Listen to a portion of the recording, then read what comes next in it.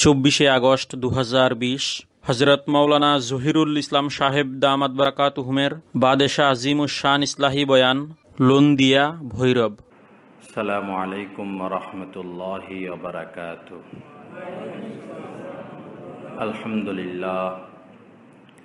আলহামদুলিল্লাহি ওয়া কাফা ওয়া সালামুন আলা ইবাদিহিল্লাযীনা ইসতাফা। আম্মা বা'দ। ফাআউযু বিল্লাহি মিনাশ শাইতানির রাজীম। বিসমিল্লাহির রহমানির রহিম। লাকাদ কানা লাকুম ফি রাসূলিল্লাহি উসওয়াতুন হাসানাহ। সাদাকাল্লাহুল মাওলানাল আযীম। ওয়া ক্বালা রাসূলুল্লাহি সাল্লাল্লাহু তাআলা আলাইহি ওয়াসাল্লাম, তারাকতু ফীকুম আমরাইন লান তাদিল্লু মা তামাসসাকতুম বিহিমা, কিতাবাল্লাহ ওয়া সুন্নাত রাসূলি, আও কামা ক্বালা an-নাবিয়্যু সাল্লাল্লাহু তাআলা আলাইহি ওয়াসাল্লাম।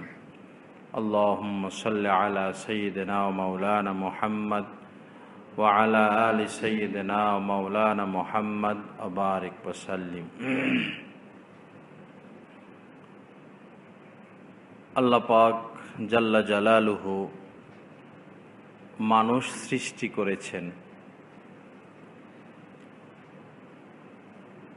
এই মানুষেরা যেন আল্লাহ পাককে চিনতে পারেন, জানতে পারেন, আল্লাহ পাকের ইবাদত করেন, আল্লাহ পাকের মারিফাত মহব্বত অর্জন করেন। এজন্য যুগে যুগে আল্লাহ পাক বিভিন্ন নবী রাসূল পাঠিয়েছেন। সর্বশেষ নবী, আমাদের প্রাণের চেয়ে প্রিয় নবী রাসূল করিম সাল্লাল্লাহু আলাইহি ওয়াসাল্লামকে আল্লাহ পাক পাঠিয়েছেন। রাসূলের ক্ষেত্রে আমাদেরকে জানিয়ে দিয়েছেন যে তোমাদের রাসূল তোমাদের জন্য শ্রেষ্ঠতম মডেল, অনুসরণীয়, অনুকরণীয়।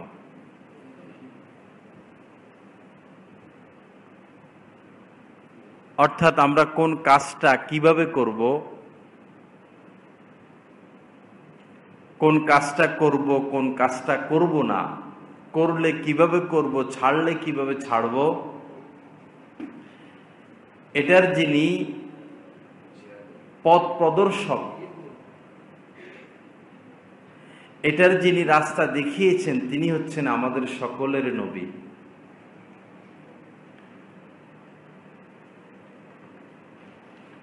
তো এই জন্য আমাদের দায়িত্ব এবং কর্তব্য হলো কদম কদম, নিঃশ্বাসে নিঃশ্বাসে আমাদের রাসূলকে অনুসরণ, অনুকরণ করা।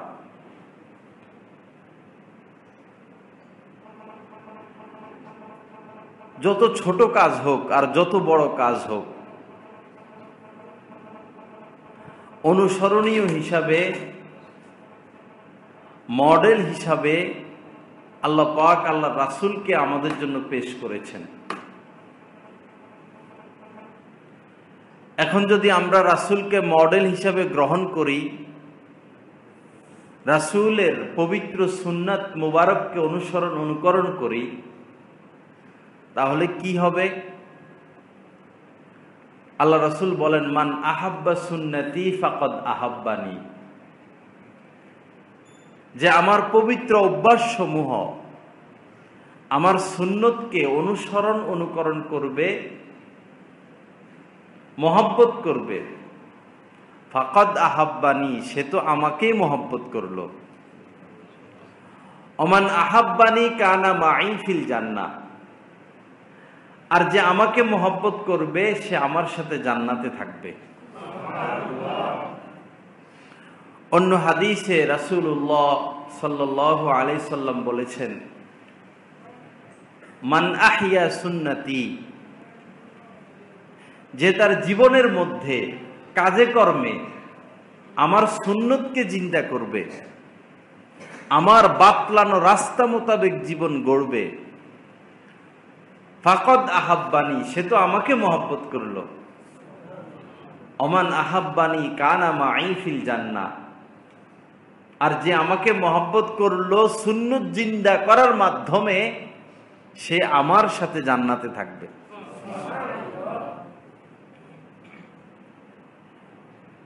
আমরা পাঞ্জাবি পরি, তো পাঞ্জাবি যে সুন্নত তা নয়। পাঞ্জাবি ভারতের মুদিও পরে, শিখরাও পাঞ্জাবি পরে, পাগড়ি লাগায়, দাড়ি রাখে। অনেক নায়ক, খেলোয়াড়, গায়ক, মডেল ব্যক্তিরাও পাঞ্জাবি পরে ফ্যাশন স্বরূপ।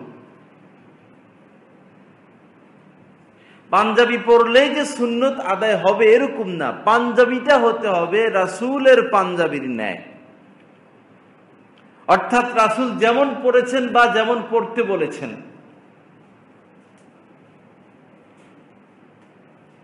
পাঞ্জাবি হলো একবারই যাইয়া মাটিতে পড়ে, টাকনুর নিচে।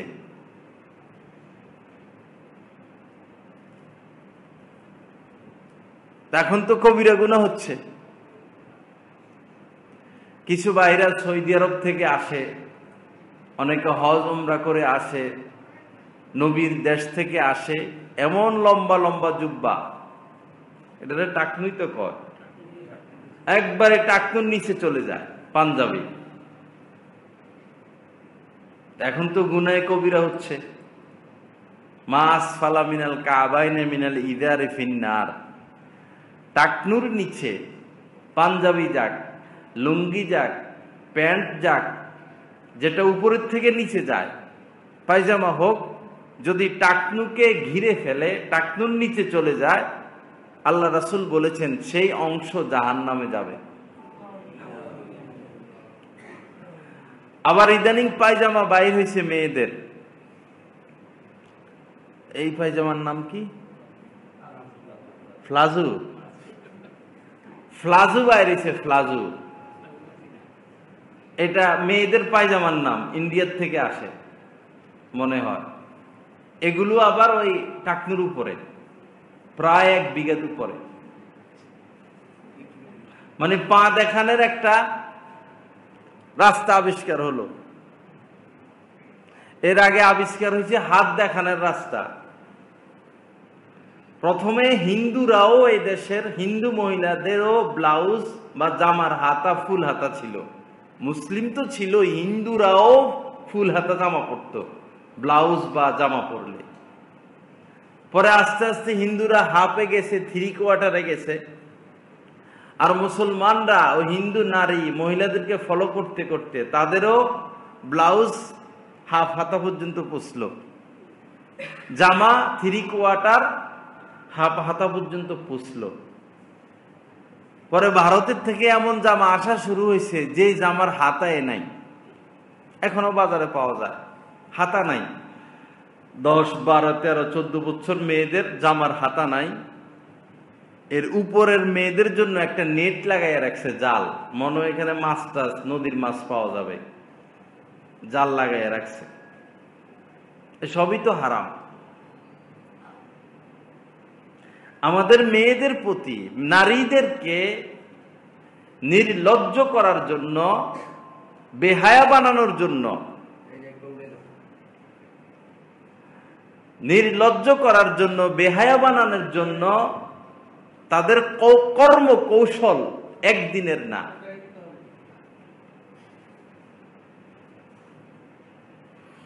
ধাপে ধাপে তারা এগুতে এগুতে আজ আমাদের মা বোনদেরকে তারা রাস্তায় নামিয়ে দিয়েছে। যেমন এক সময় ব্লাউজ পরতো, ব্লাউজ এমন ছিল এই পুরুষদের পাঞ্জাবির মতো, ফুল হাতা, কলার, কলার দিলে তো বুকও দেখা যায় না, পিঠও দেখা যায় না। আর ব্লাউজ এত লম্বা ছিল যে নাভি ঢেকে যেত, নিচের ছায়া পর্যন্ত ব্লাউজ হতো। সে ব্লাউজ আপ টু ডেট হতে হতে এটা এখন অল্প একটু হাতা, বুক খালি, পিঠ খালি, পেট খালি। মা এরকম কাপড় পরে যে মায়ের বুকও দেখা যায়, পিঠও দেখা যায়, কোমর দেখা যায়, নাভি দেখা যায়। কখনো গায়ে কাপড় থাকে, কখনো থাকে না। মেয়ে এই পরিবেশে বড় হচ্ছে, তো মেয়ে কি পর্দার নিশিন হয়ে যাবে? মেয়ে কি লজ্জা পাবে এরকম ব্লাউজ পরতে? মাকেই তো দেখে আসতেছে, বড় বোনকে দেখে আসতেছে। এভাবেই তো আপ টু ডেট হতে হতে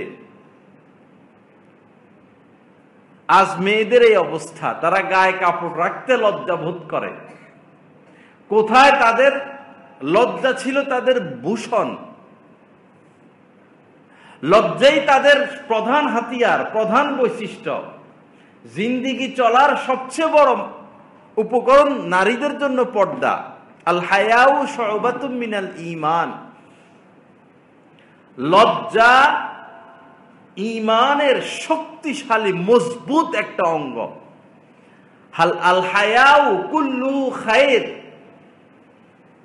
হাদিস শরীফে এসেছে, লজ্জা যার যত বেশি পুরোটাই কল্যাণ আর কল্যাণ। আজ লজ্জার বিষয়টা হয়ে গেছে ফ্যাশন। মানে এখন ওলনা পরা লজ্জা কর, ওলনা ছাড়া হাঁটা ফ্যাশন।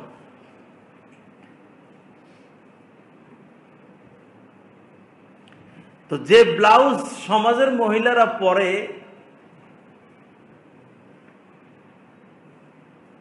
পরার কারণে শরীরের বেশিরভাগ অঙ্গ প্রকাশিত, এই ব্লাউজ পরে মা তার সন্তানের সামনে যাওয়া জায়েজ নাই। কারণ তার গোপন অঙ্গগুলো প্রকাশ পাচ্ছে। শ্বশুরের সামনে সে যেতে পারবে না, আপন জামাতার সামনে সে যেতে পারবে না। তার বুক খালি, তার পিঠ খালি, তার পেট দেখাচ্ছে, তার কোমর দেখাচ্ছে। এটা তো পোশাক না।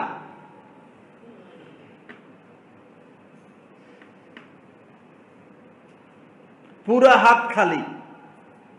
আর এমন এমন শাড়ি বাজারে আসতেছে, বিশেষ করে ভারত থেকে, এত পাতলা, এত পাতলা, তাদের গোপন অঙ্গগুলো ঢাকবে তো দূরের কথা, এটাকে আরো আকর্ষণীয় করে তোলে। বুড়িরাও জোয়ান হইয়া যায় পোশাক পরা।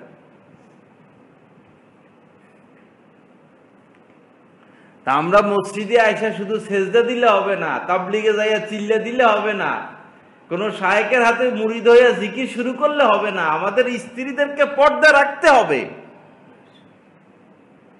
মেয়েদেরকে পর্দা রাখতে হবে। অনেক মা দেখা যায় খুব পর্দা পড়ছে, বোরকা গায়ে দিল, হাত মোজা, পা মোজা, হেজাব সব ঠিক আছে, কিছুই দেখা যায় না। কিন্তু সাথে মেয়ে, মেয়ের গায়ে মেয়ে ওই ভারতীয় পোশাকে সজ্জিত, পাখি জামা গায়ে দিছে। পাখি জামার কোনো ওড়না হয় না। তা আপনি মা, আপনি তো পর্দা করলেন, পর্দা তো বেশি দরকার ছিল আপনার মেয়েটার। তাকে কেন এভাবে বের করলেন? তাকে কেন নির্লজ্জ বানাচ্ছেন? তাকে কেন বখাটে ছেলেদের টার্গেটে ফেলে দিচ্ছেন? গতকালকে পত্রিকায় পেয়েছি, কিশোরগঞ্জের কোন ভার্সিটিতে স্কুলে ক্লাস 9-এর মেয়ের সাথে তার শিক্ষকের প্রেম হয়ে গেছে। শিক্ষক টার্গেট করছে। শিক্ষক কেমন আর ছাত্রী কেমন? শিক্ষক আর ছাত্রী তো পিতা পুত্রের, পিতা মেয়ের সম্পর্কের ন্যায়। প্রেম হইছে, প্রেম গড়াইতে গড়াইতে শিক্ষক ওয়াদা দিছে তোমাকে বিয়ে করব। এক পর্যায়ে মেয়ের সাথে শারীরিক সম্পর্ক।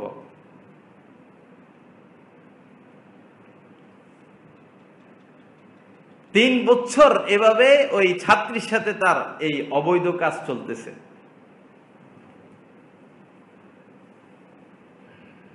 তিন বছরের মাথায় শিক্ষককে মেয়ের আর বিয়ে করব? কি জন্য বিয়ে করবে? 3 বছরের মাথায় শিক্ষক গোপনে কোথাও বিয়ে করে, আর এই মেয়ের মধ্যে তো আর কিছু নাই। পরে মেয়ে ফেসবুকে একটা লেখা দিয়ে আত্মহত্যা করছে।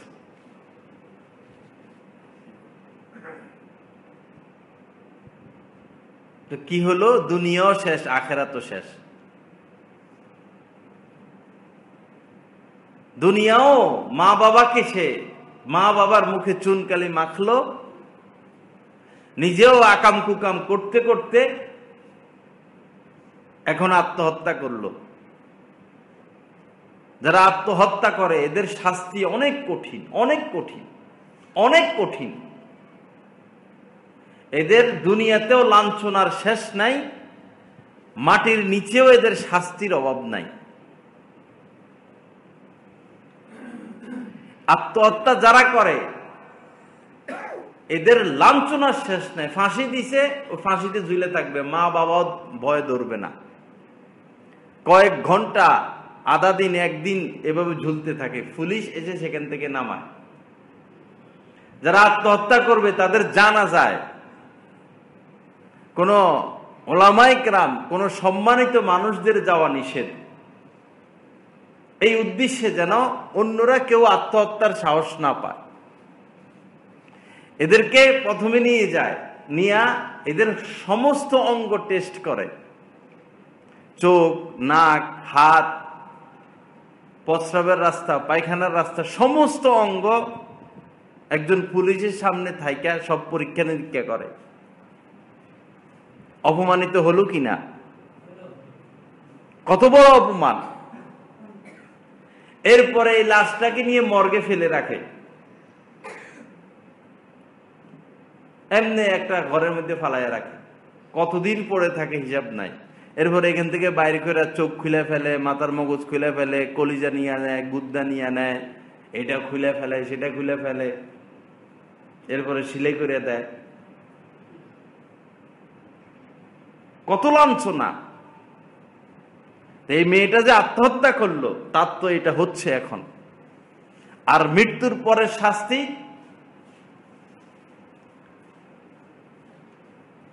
যে পদ্ধতিতে সে আত্মহত্যা করেছে হাদিস শরীফের মধ্যে এসেছে, সেই পদ্ধতিতে তাকে জাহান্নামে শাস্তি দেওয়া হবে। অর্থাৎ সে যদি বিষ পান করে আত্মহত্যা করে, জাহান্নামের আগুনের শাস্তি তো আছেই, বাড়তি তার হাতে একটা বিষের বোতল থাকবে, সে ওই বিষ পান করবে, মৃত্যু যন্ত্রণা সহ্য করতে করতে সে মারা যাবে, আবার তাকে জীবিত করা হবে, আবার সে ওই বিষ পান করবে, আবার মৃত্যু যন্ত্রণা ভুগতে ভুগতে সে মারা যাবে, এইভাবে অব্যাহত থাকবে। যদি সে পাহাড় থেকে লাফ দিয়ে বা ফাঁসি দিয়ে আত্মহত্যা করে, ওই জাহান্নামের ভিতরে এভাবে তাকে বারবার ফাঁসিতে ঝুলাইয়া ঝুলাইয়া মৃত্যু দেওয়া হবে, আবার জীবিত করা হবে। কত কঠিন অবস্থা!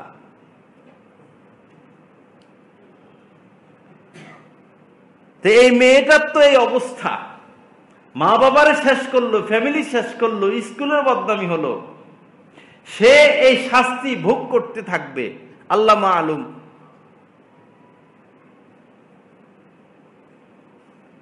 এটা সূচনা কোথায়? যদি পিতা মাতা এই উঠতি বয়সের এই মেয়েকে পর্দা করাইতো, পর পুরুষের কাছে প্রাইভেট পড়তে না দিত, সহশিক্ষাওয়ালা প্রতিষ্ঠানে পড়াইতে না পাঠাইতো, তাহলে কি শিক্ষকের সাথে এই মেয়ের প্রেম হইতো? হইতো না। সূচনা পর্দা। আল্লাহ পাকের এই হুকুম, পর্দাকে লঙ্ঘন করার কারণে আজ এই মেয়েও বিপদে আক্রান্ত হয়ে গেল, বিপদগ্রস্ত হয়ে গেল, সমাজকেও বিপদগ্রস্ত করলো, পরিবারটাকেও শেষ করে দিল। পর্দা কি জিনিস? আকারনা ফি বুয়ুতিকুন্না, আল্লাহ পাক বলেছেন, নারীরা ঘরে থাকো, পর্দা করো।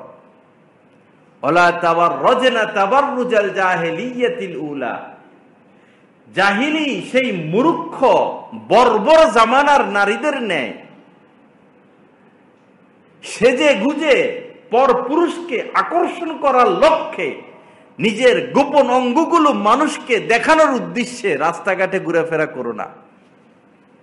আল্লাহর আইন, আল্লাহর হুকুম, তিলকা হুদুদুল্লাহ, এটা আল্লাহর আইন, আল্লাহর সীমারেখা, ফালা তাকরাবুহা, এটার ধারে কাছেও যেও না। আল্লাহর সীমারেখা, যারা যেই আরব হোক আজম হোক যেই হোক, আল্লাহর এই সীমারেখা যারা লঙ্ঘন করবে তাদের রক্ষা নাই। বাংলাদেশের বর্ডার ত্যাগ করে ভারতের বর্ডারে কাছাকাছি বা ভারতের বর্ডারে ঢুকে গেলে রক্ষা নাই, সাথে সাথে গুলি। রাষ্ট্রীয় বর্ডার অতিক্রম করলে এই শাস্তি।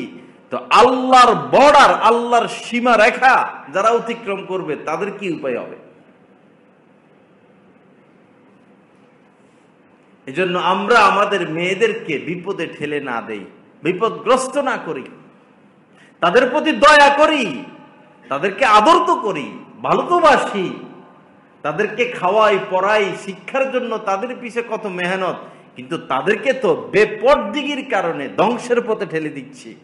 পাইকারি হারে মেয়েরা ধর্ষণের শিকার হচ্ছে, হাজার হাজার শিক্ষকদের হাতে ছাত্রীরা ধর্ষণের শিকার হচ্ছে। বিশেষ করে যেই ফ্যামিলির লোকই নৌজওয়ান কোন শিক্ষকের দ্বারা প্রাইভেট পড়ায়, সেখানে জিনা হচ্ছে, ধর্ষণ হচ্ছে বেশিরভাগ ক্ষেত্রে। পত্র পত্রিকায় জায়গা নাই ধর্ষণের খবর ছাপাইতে ছাপাইতে, এরপরেও মা বাবার চোখ কান খোলে না। পৃথিবীর কোন আইন, কোন প্রশাসন, কোন র্যাব, কোন পুলিশ, কোন সেনাবাহিনী এই ধর্ষণ বন্ধ করতে পারবে না, বরং বাড়তেই থাকবে। এই ধর্ষণ, এই নির্যাতনের বন্ধ হওয়ার একমাত্র রাস্তা হচ্ছে ইসলামী হুকুমত, ইসলামী আইন, আল্লাহ পাকের, আল্লাহ রাসূলের বাতলানো পথ এবং রাস্তা। আল্লাহ পাক আমাদেরকে পর্দা করার তৌফিক দান করেন, আমাদের নারীদেরকে, মেয়েদেরকে, স্ত্রীদেরকে, পুত্রবধূদেরকে, মা খালাকে, ফুফুদেরকে উৎসাহ দিয়ে দিয়ে পর্দা করানোর তৌফিক দান করেন। তো একটা সুন্নত, একটা হুকুম পালন করার কারণে আজ সংসারের মধ্যে আগুন। বিশেষ করে যে সমস্ত মহিলাদের স্বামী বিদেশ থেকে টাকা পাঠায়, ব্যাংকে যায়, টাচ মোবাইল, ঘরে টেলিভিশন, ডিশ, এই সমস্ত মহিলাদের ঘরের শ্বশুর শাশুড়িরা গোলামবান্দির মতো জিন্দেগি। টাকা ছেলে পাঠায়, বৌমা খরচ করে, শাশুড়ি অসুস্থ, ডাক্তারের কাছে নিতে নিতে কয়েক সপ্তাহ, শ্বশুর অসুস্থ, কাজ দিতে দিতে যান শেষ, বৌমার হাতের থেকে টাকা বাইর হয় না। আর বৌমা তার শ্বশুর শাশুড়ি সম্পর্কে এত কিছু বলে রাখে স্বামীর কাছে, ওই স্বামীও অর্থাৎ ছেলেও ওই মা বাবার প্রতি ঘৃণা সৃষ্টি হয়। আমি দেখছি বহু দিনদার মেয়ে দিনদার, কিন্তু স্বামীকে তার মা বাবার জন্য খরচ করতে দেয় না, গায়ে আগুন লাগে। সন্তান পিতা মাতার জন্য খরচ করবে, তোমার গায়ে কেন আগুন লাগবে? তোমার টাকা, তুমি স্বামী পাইছো কোথায় থেকে? যেই নারী তার শ্বশুর শাশুড়ির সাথে এমন আচরণ করবে, ওই নারী তার সন্তান, তার পুত্র বধূর থেকে এর বিপরীত কিছু পাবে না, এর থেকেও কঠিন আচরণের মুখোমুখি সে হবে। এটা ধার উদাহরণ নেয়। হাদিস শরীফের মধ্যে এসেছে, বান্দা বিভিন্ন ধরনের অপরাধে লিপ্ত হতে পারে, কিন্তু কেউ যদি তার পিতা মাতার সাথে নাফরমানি করে, পিতা মাতাকে কষ্ট দেয়, এটার শাস্তি আল্লাহ পাক দুনিয়াতে তাকে দিয়েই থাকেন, দেনই। মৃত্যুর পরে তো দিবেনি, দুনিয়াতেও এই সন্তানকে আল্লাহ পাক শাস্তি দেন। এটা আল্লাহ বরদাস্ত করেন না।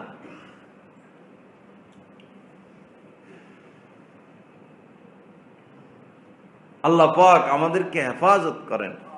ওয়ালা তাকুল্লাহুমা উফ। পৃথিবীর সমস্ত সন্তানদের ক্ষেত্রে আল্লাহ পাকের নির্দেশ, খবরদার পিতা মাতার থেকে কষ্ট পেয়ে, কষ্টের কোনো বিষয় পেয়েও কষ্ট প্রকাশ করতে পারবে না। তোমাকে ধমক দেখ, ঘর থেকে বের করুক, শাস্তি দেখ, আঘাত দেখ, তুমি রক্তে রঞ্জিত হয়ে গিয়েছ, এমত অবস্থায় তুমি উফ শব্দটাও তোমার মুখ থেকে বের হতে পারবে না। এতটা প্রাধান্য দিয়ে রেখেছেন মা বাবাকে। আজ ইসলাম, কোরআন সুন্নাহ, কোরআন হাদিস না শিখানোর কারণে বাচ্চাদেরকে অর্থের লোভে ওই পাপের পরিবেশে সন্তানদেরকে শিক্ষার উদ্দেশ্যে পাঠিয়ে পাঠিয়ে আমরা আমাদের ছেলে মেয়েদের চরিত্রকে শেষ করতেছি, জীবনকে শেষ করতেছি। যে স্কুল, যেই কলেজেই সহশিক্ষা, ছেলে মেয়ে পাশাপাশি বসে পড়াশোনা করে, সেই স্কুল, সেই কলেজ, সেই ভার্সিটিতে পড়ালেখা করা হারাম। ছেলের জন্য হারাম, মেয়ের জন্য হারাম। শিক্ষা নিষেধ নয়, সহশিক্ষা নিষেধ। আপনার মেয়েকে আপনি পড়ান, যত ইচ্ছা পড়ান, তবে বেগানা পুরুষ না, মেয়েদের মাধ্যমে পড়ান, সহশিক্ষা বর্জনের মাধ্যমে পড়ান। সহশিক্ষায় পাঠাবেন যেখানে ফ্রি মন মানসিকতা, যেখানে প্রেম ভালোবাসায় কোনো বাধা দানকারী নেই। স্কুল কলেজের শিক্ষকরা, ভার্সিটির শিক্ষকরা ছেলে মেয়ে আড্ডা দেখ, জড়াজড়ি করুক, একটার উপর একটা পড়ে থাক, বাধা দিবে না। কারণ তাদের পয়সার দরকার। কুচিংয়ে গিয়ে কুচিং করুক, গল্প স্বল্প আড্ডায় সময় কাটিয়ে দেখ, শিক্ষক কিছুই বলবে না, তার তো টাকার দরকার। শিক্ষক এই সমস্ত অনৈতিক কর্মকাণ্ডে বাধা দিলে ওই কোচিংয়ে, ওই প্রাইভেটে ছেলে মেয়ে যায় না, যার কারণে শিক্ষকরা নিশ্চুপ, তাদের পয়সার দরকার। আজ বেশিরভাগ শিক্ষকই আদর্শ বঞ্চিত, আদর্শ নাই। বই পুস্তক থেকে আদর্শের কথাগুলো মুছে গেছে, শুধু target result, English medium result, সায়েন্সে যাও, অমুক লাইনে পড়ো, যেন বেতন বেশি হয়, স্যালারি বেশি হয়। শিক্ষাটাও ইনকামের মাধ্যম হয়ে গেছে, শিক্ষা চরিত্র গঠনের মাধ্যম না, কারণ না। তো যে শিক্ষার উদ্দেশ্য ইনকাম, সেটা তো শিক্ষা না, এটা তো পেশা। আল্লাহ আমাদেরকে সহি বুঝ দান করেন, আল্লাহ আমাদেরকে মানুষ হওয়ার তৌফিক দান করেন। যাই হোক বাবারা, কথা আমি বেশি লম্বা করব না। আসুন আমরা মানুষ হই, আমরা মানুষ হই, ভালো মানুষ হই, সৎ মানুষ হই, ভালো মানুষ হই, সৎ মানুষ হই। রাসূলের বৈশিষ্ট্যগুলো অর্জন করি, গুণগুলো অর্জন করি, মতানৈক্যে নিজের জীবনকে শেষ না করে দেই। ওহাবি হইছে সারা জীবন সুন্নির বিরোধিতা, সুন্নি হইছে সারা জীবন ওহাবিদের বিরোধিতা। মাজারে চলে গেছে, এখন মাজারে যারা যায় না তাদের বিরোধিতা, মাজারে যায় না মাজারওয়ালাদের বিরোধিতা। এই মতানৈক্য, এই ধাক্কা ধাক্কির নাম দিন না, ইসলাম না। ইসলাম হচ্ছে আদ-দীন ওয়ান নাসিহা, ইসলাম হচ্ছে সকলের প্রতি হিতাকাঙ্ক্ষী হওয়া, হামদর্দি হওয়া, মানুষকে ভালোবাসা। লা ইয়ারহামুল্লাহু মান লা ইয়ারহামুন নাস, যে মানুষের প্রতি দয়া করে না, মানুষকে ভালোবাসে না, মানুষের উপকারে আসে না, আল্লাহ পাকও তার প্রতি দয়া করেন না। আসুন আমরা ভালোবাসতে শিখি, আল্লাহর পথে চলি, রাসূলের পথে চলি। দ্বন্দ্ব ভুলে যাই, কে সুন্নি, কে ভান্ডারি, কে আল হাদিস, কে শিয়া, কে জামাত, কে তাবলিগ, কে খানকা, কে এতাতি, এগুলো দিকে না তাকাই, গুনাহ ছেড়ে দেই। সহজ রাস্তা। আমি কোনো দল করি না, পার্টি করি না, কোনো দলের দিকে কাউকে ডাকি না। সহজ রাস্তা, 5 ওয়াক্ত নামাজ পড়া, কোরআনকে সহি করা, রমজান শরীফে রোজা রাখা, হজ যাকাত ফরজ হলে সেটা আদায় করা, ফরজ ওয়াজিব সুন্নতে মুআক্কাদা আদায় করা, আর গুনাহ থেকে বাঁচা। কাজগুলো সুন্নত মোতাবেক করা, যেটা করণীয়, আর বর্জনীয়গুলো বর্জন করা। এটাই সার সংক্ষেপ কথা।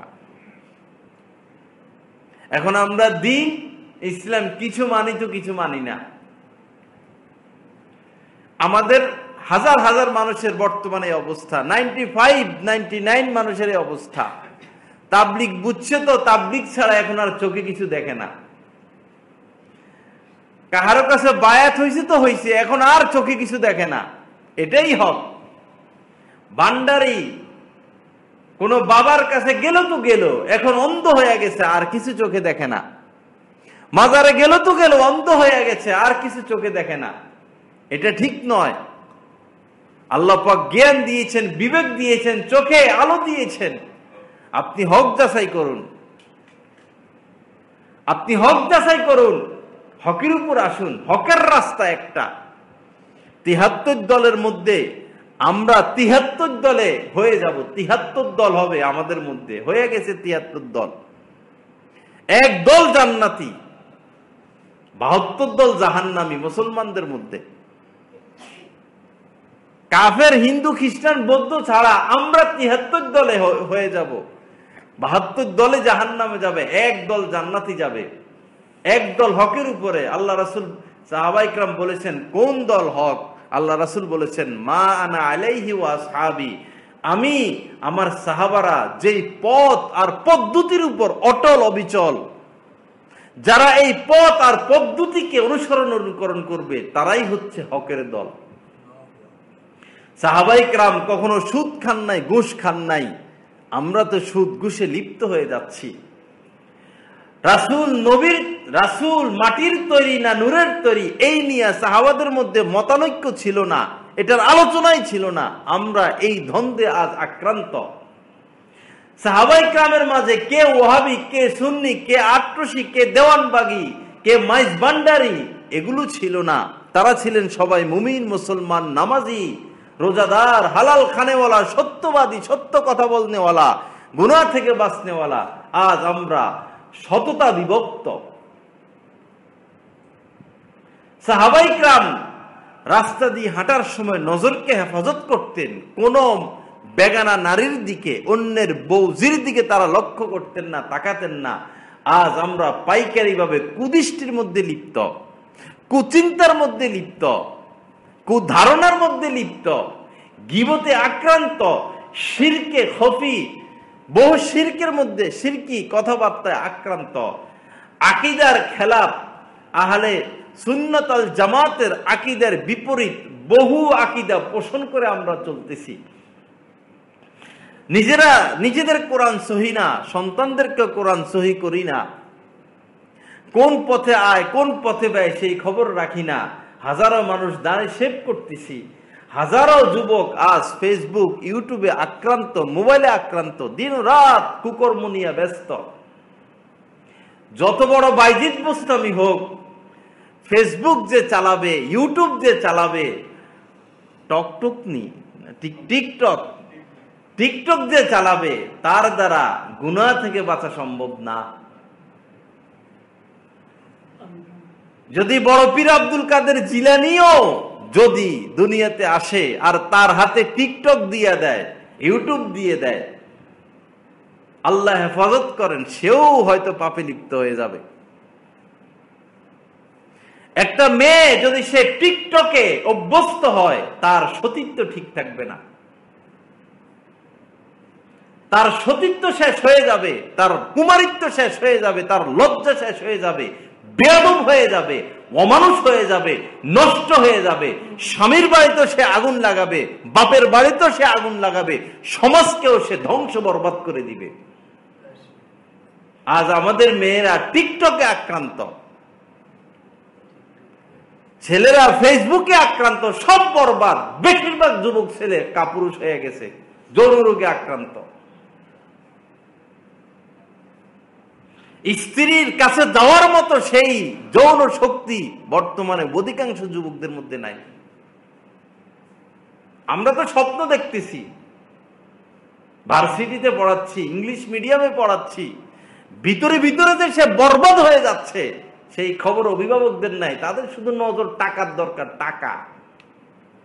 অর্থই আমাদের আসল উদ্দেশ্য না, জীবনের টার্গেট অর্থ না। আমরা জীবনের টার্গেট বানিয়ে নিয়েছি অর্থ, শুধু অর্থ, শুধু টাকা, শুধু টাকা, শুধু টাকা। ব্যবসায়িক টাকার দরকার, পুলিশের টাকার দরকার, মন্ত্রীর টাকার দরকার, দোকানদারের টাকার দরকার, চাকরিজীবীর টাকার দরকার, শুধু টাকা।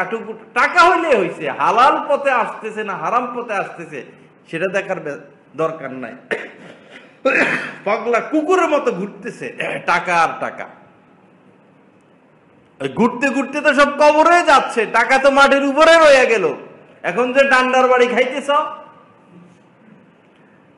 কোটি কোটি টাকা তো ব্যাংকে রয়ে গেল। কয় টাকা নিয়ে মরলা? কতটুকু সম্মান নিয়ে মরলা? তোমার সম্মান কতটুকু সমাজে? এটা আমরা দেখি না। আমাদের শুধু টাকার দরকার। এটা মূর্খতা, এটা জাহালত, এটা নবী রাসূলের বাতলানো রাস্তা না। টাকার প্রয়োজন আছে, অর্থের জন্য। ইদা কুজিয়াতিস সালাত ফান্তাশিরু ফিল আরদি ওয়াবতাগু মিন ফাজলিল্লাহ। আল্লাহ পাক বলেছেন, নামাজ আদায়ের পর আল্লাহ দেওয়া রিজিক অন্বেষণের জন্য বের হয়ে যাও। চেষ্টা তো করতে হবে, কিন্তু হালাল পথে। এই চেষ্টা করা নিষেধ। যে চেষ্টা করতে গিয়ে তুমি হারাম কাজে লিপ্ত হচ্ছ, তোমার নামাজ ছুটে যাচ্ছে, ওলামায়ে কেরামের সোহবত ছুটে যাচ্ছে, দ্বীনি মজলিস ছুটে যাচ্ছে,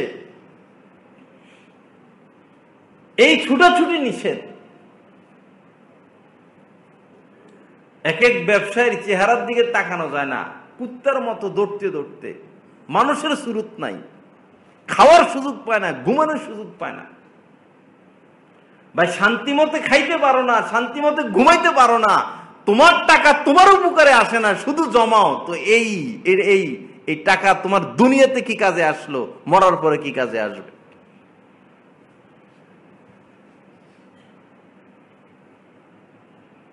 রিজিক আল্লাহর হাতে, আর রিস্ক মাকসুমুন। ইন্নাল্লাহা ইয়ারযুকু মান ইয়াশা বিগাইরি হিসাব। আল্লাহ পাক যাকে ইচ্ছা কুল কিনারাহীন রিজিক দিয়ে দেন। আপনি দৌড়ে কি করবেন? বাকি চেষ্টা করা জরুরি। চেষ্টাটা হতে হবে সুন্নত মোতাবেক, কোরআন সুন্নাহর বাতলানো রাস্তায়। সব চাকরি জায়েজ নাই, ব্যাংকের চাকরি জায়েজ নাই, হারাম। এনজিও, বিমা, আরো এই লাইনে সুদি যত কারবার, এই সমস্ত চাকরি হারাম, আয় হারাম। এই টাকা, ছেলের এই চাকরির টাকা মা বাপের জন্য হারাম, ছেলে মেয়ের জন্য হারাম, স্ত্রীর জন্য হারাম। এখন তো ব্যাংকে চাকরি পাইলে মনে হয় সোনার হরিণ পাইয়া গেছে। ব্যাংকে চাকরি করে এরকম কোন ছেলের যদি খবর পায়, বিয়ের প্রস্তাব পায়, তো এমন উৎসাহী মনে মা যায় নিজে আগে বিয়ে বইব মেয়েরে ছাইড়া। ব্যাংকে চাকরি করে, ব্যাংকের ম্যানেজার। মার আগে মেয়ে চলে যায়, মেয়ের আগে মা চলে যায়। আমেরিকা থেকে আসছে, ইতালি থেকে আসছে, ওরে বাপরে বাপ। এটার চরিত্র ঠিক আছে কিনা, তার রক্তের মধ্যে এইস আছে কিনা, তার যৌন শক্তি ঠিক আছে কিনা, সে কি শরাবখোর, হারামখোর, মদখোর কিনা, তার আকীদা ঠিক আছে কিনা, সে মানুষ না পশু সেটা যাচাই বাছার দরকার নাই, আমেরিকা থেকে আসছে, টাকা আছে, তো টাকার কাছেই তো বিবাহ দিছ। এখন তো হাজার হাজার লক্ষ লক্ষ কোটিপতিরা বিয়ে করে ঠিক, কিন্তু স্ত্রীর কাছে যায় না, থাকে বান্ধবী নিয়া, মদের বোতল আর হোটেল। বেশিরভাগ এই বড় লোকদের, বড় লোক ছেলেদের অবস্থা এই, বড় লোক দেখে দেখে বিবাহ দিছে, বোর কাছে যাওয়ার সময় নাই, বান্ধবী আর বান্ধবী। অর্থ আছে, শরাব পানে বাধা কি? অর্থ আছে, ইবা সেবনে বাধা কি? অর্থ আছে, তরুণীর তো অভাব নাই। লোভে পাপ, পাপে মৃত্যু। হুব্বুদ দুনিয়া রাসকুল্লে খাতিয়া, এই দুনিয়ারে হারাম প্রেম ভালোবাসাই পাপের মূল। আল্লাহ আমাদেরকে হেফাজত করেন, আল্লাহ আমাদেরকে ইসলাহ তাসকিয়া নসিব করেন। আসুন বাবা, গুনাহ ছেড়ে দেই, পাপ ছেড়ে দেই, সরল পথে আসি, মতানৈক্য না করি, কোনো একজন হক্কানি শায়েখ আল্লাহ ওয়ালার সোহবত গ্রহণ করি, হক্কানি কোন আল্লাহওয়ালা খুঁজি, আলেমে দ্বীনকে খুঁজি, যিনি হক, যিনি ধান্দা করেন না, যিনি গরু ছাগলের ধান্দা করেন না, যিনি টাকার ধান্দা করেন না, যিনি আখিরাতের ধান্দা করেন, যিনি ধান্দা করেন মানুষ দিন পাইয়া যাক। এখন দিনের কাজগুলো দলীয় হয়ে গেছে, সবাই আমার পীরের মুরিদ হইয়া যাক, পীর সাহেব সব আমার মুরিদ হইয়া যাক, পুরো এলাকা আমার হাতে চলে আসুক, এটা দুনিয়া, এটার মধ্যে ইখলাস নাই। আমি তাবলীগ করি, সব তাবলীগী হইয়া যাক, তাবলীগ ছাড়া সমাজে আর কিছু না থাক, এটার নামও দিন না। আমি অমুক ইসলামী দল করি, সবাই আমার দলে চলে আসুক আর সব বরবাদ হয়ে যাক, এটার নামও দিন না। রাসূল নির্দিষ্ট কোনো টার্গেটে দুনিয়াতে আসেন নাই। রাসূল দাওয়াতের কাজও করেছেন, পীর মুরিদের কাজও করেছেন, তালিমের কাজও করেছেন, জিহাদের কাজও করেছেন, হক জিন্দা করেছেন, রাষ্ট্র প্রতিষ্ঠা করেছেন, সমস্ত হক তিনি বাস্তবায়ন করেছেন, সমস্ত দিক নির্দেশনা তিনি বাস্তবায়ন করেছেন। সবটার নাম দিন, একটার নাম দিন না। এই জন্য একটা নিয়ে পেরেশান না হওয়া, বুঝছি তো বুঝছিয়ে, এরকম বেওকুব না হওয়া, এক চোখে না হওয়া। আল্লাহ আমাদেরকে হেফাজত করেন, আল্লাহ সহি বুঝ দান করেন। বাবা, হক যাচাই করি, শেষ জামানা, এখন কঠিন পরিস্থিতি, হক্কানি আলেমও পাওয়া যায় না, ওয়াজ মাহফিল মানে ব্যবসা। আসার আগে চুক্তি 10,000 20,000 দিতে হবে, 50,000 দিতে হবে। এই চুক্তিবাদীদের ওয়াজ শুনে আপনিও চুক্তিবাদী হবেন। এরা ধর্মীয় দালাল, ধর্মীয় সন্ত্রাস, এরা দিনের মাধ্যমে দুনিয়া কামাই করতেছে। কেউ অস্ত্র ঠেকিয়ে দুনিয়া কামাই করতেছে, কেউ পেটে ছুরি ঢুকাইয়া দুনিয়া কামাই করতেছে, কেউ কলমের পেঁচ দিয়া অবৈধ পথে দুনিয়া কামাই করতেছে, কেউ দেহ ব্যবসা করে দুনিয়া কামাই করতেছে, আর কেউ ইসলামকে বিক্রি করে দুনিয়া কামাই করতেছে। একজন হক্কানি আলেম আল্লাহ ওয়ালা কোনদিন চুক্তি করে ওয়াজ মাহফিল করতে পারেন না।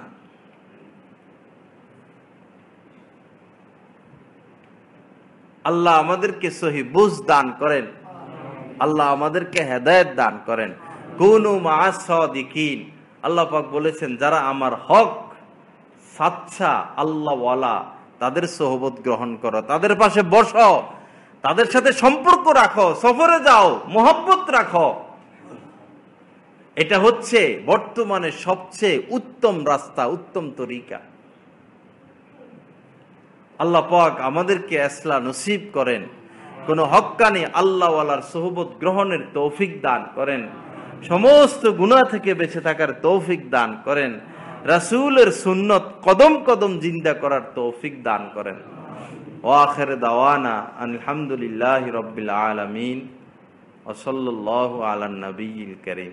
হযরত ওয়ালা দামাত বারাকাতুহুমের প্রতিটি বয়ান প্রচার করা হচ্ছে টেলিগ্রাম এবং হোয়াটসঅ্যাপের মাধ্যমে। বয়ান পেতে যোগাযোগ করুন 01777420173।